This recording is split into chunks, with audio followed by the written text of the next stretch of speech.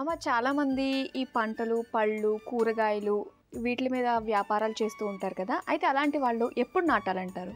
పళ్ళు, పువ్వులు, కూరగాయలు రకరకాల వాటితో వ్యాపారం జరుగుతూనే ఉంటుంది. అయితే మంచి దిగుబడి రావాలి. మంచి దిగుబడి వస్తే కదా వాళ్ళకి వ్యాపారం బాగా సాగేది. అవును. అందుకని మంచి సమయాన్ని ఎంచుకోవాలి.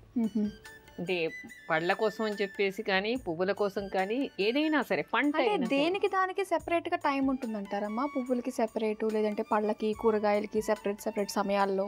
అంటే పళ్ళకి ఒక సమయం, కూరగాయలకి ఒక సమయం, పువ్వులకి ఒక సమయం, ఆకుకూరలకి ఒక సమయం అలా ఉండదు.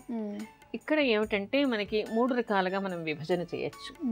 ఏమిటి అంటే మనకి భూమి లోపల పండేటువంటి పంటలు కొన్ని ఉంటాయి. వేరుశెనగ, అల్లం, ఉల్లి, వెల్లి, దుంపలు ఇలాంటివన్నీ కూడా మనకి భూమి లోపల పండేటువంటివి. ఆ తర్వాత తీగలకి పండేటువంటివి వేరుగా ఉంటాయి. చిక్కుడు, బీర, కాకర, దోసకాయ, సొరకాయ, గుమ్మడికాయ ఇలా. తర్వాత పువ్వులు కూడా తీగలకి పూసేటువంటి పువ్వులు కూడా మనకి తీగతో వచ్చేటువంటి మళ్ళీ వేరే ఉంటుంది, మామూలుగా ఉండేటువంటిది వేరుగా ఉంటుంది. తర్వాత తీగతో ఉండేటువంటి గులాబీ వేరుగా ఉంటుంది. ద్రాక్ష ఇలా తీగలతో వచ్చేటువంటి వాటికి ఎలాంటి పళ్ళు, కూరగాయలు, పువ్వులు ఉన్నాయో అవన్నీ కూడా తీగలకు వచ్చేటువంటిది ఒక క్లాసిఫికేషన్. ఆ తర్వాత మొక్కలకి చెట్ల మీద కొమ్మలకి కాసేటువంటివి, కొమ్మలకి పూసేటువంటివి. ఇప్పుడు మనకి వంకాయ ఉంది, ములక్కాడ ఉంది, పనస ఉంది, మామిడి ఉంది, అరటి ఉంది.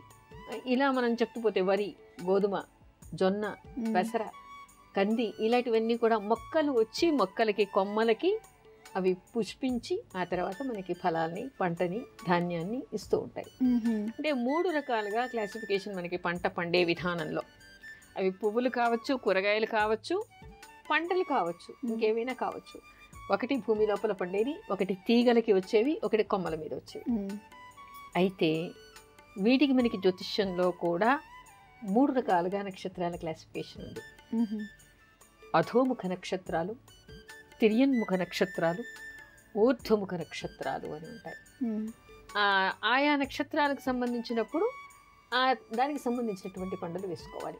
ఇప్పుడు అధోముఖ నక్షత్రం ఉందనుకోండి, ఆ అధోముఖ నక్షత్రాలు ఏంటంటే భూమి లోపల అంటే కిందికి చూస్తున్నటువంటిది అని అర్థం. అధోముఖం కిందికి చూస్తున్నటువంటిది. అలాంటి నక్షత్రాల్లో భూమి లోపల పండేటువంటి పంటలు ఏమి ఉన్నాయో వాటికి మొక్కలు నాటడం కానీ, విత్తడం కానీ, కొన్నిటికి విత్తనాలే పెడతాం, అలాంటివి చేయాలి. తిర్యన్ముఖ నక్షత్రాలు, తిర్యన్ముఖ అంటే పక్కకు తిరిగి చూస్తున్నటువంటివి.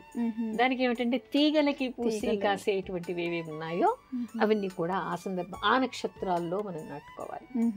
అంతేకాకుండా ఊర్ధ్వముఖ నక్షత్రాలు పైకి చూస్తున్నటువంటివి. ఒక చెట్టు పైకి, కొమ్మ పైకి ఎదుగుతూ కొమ్మలకి పువ్వులు, ఫలాల్ని ఇస్తూ ఉంటుంది, పంటని ఇస్తూ ఉంటుంది. అవన్నీ ఊర్ధ్వముఖ నక్షత్రాల్లో పెట్టుకోవాలి. అంటే ఎంత అద్భుతంగా ఉంది మనకి, వాటికి వీటికి ఎంత జోడి ఉంది చూడండి. మనం తెరచి చూస్తే లోతుల్లోకి వెడితే అన్ని శాస్త్రాలు చెప్పేటువంటి విషయం ఒకటే అని కనిపిస్తూ ఉంటుంది. అయితే అమ్మ, ఈ ఊర్ధ్వముఖ నక్షత్రాలు అన్నారు కదా, మరి నక్షత్రాలు ఏంటో తెలియజేస్తారా? అలాగే, తప్పకుండా మీరందరూ కూడా రాసుకోవచ్చు. అమ్మా, అలాంటి వాళ్ళది నిజమైన ప్రేమ కాదు, అది వ్యామోహం. ఎగ్జాక్ట్లీ చిన్నత్త, నిజంగా ప్రేమించుకున్న వాళ్ళు అలా చేయరు. ఎంత మనసు విరిగిపోతే కన్న కూతుర్ని పట్టుకొని మా దృష్టిలో చచ్చిపోయా ఉంటుందా తల్లి? అది సరే అమ్మా, తన కూతురుతో తన మాట అనేటప్పుడు ఆమె మాటల్లో వ్యథ, కళ్ళల్లో బాధ గమనించావమ్మా? పెద్దబాబుకు బర్త్డే విషెస్ చెప్పు కూడా వెళ్ళాం కదా. ఊరికే ఎలా కాలిపోతుంది? మంట పెడితేనో పడితేనో తగలబడుతుంది.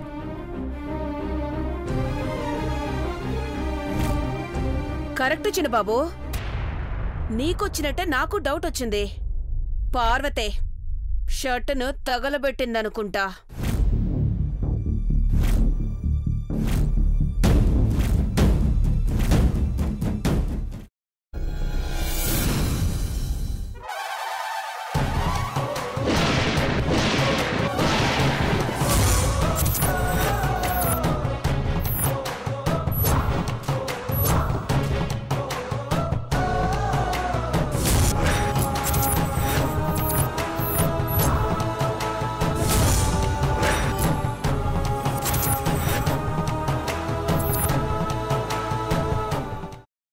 తీసుకున్న తర్వాత పొట్టు తీసేసి చాప్ చేసి పక్కన పెట్టుకోవాలి.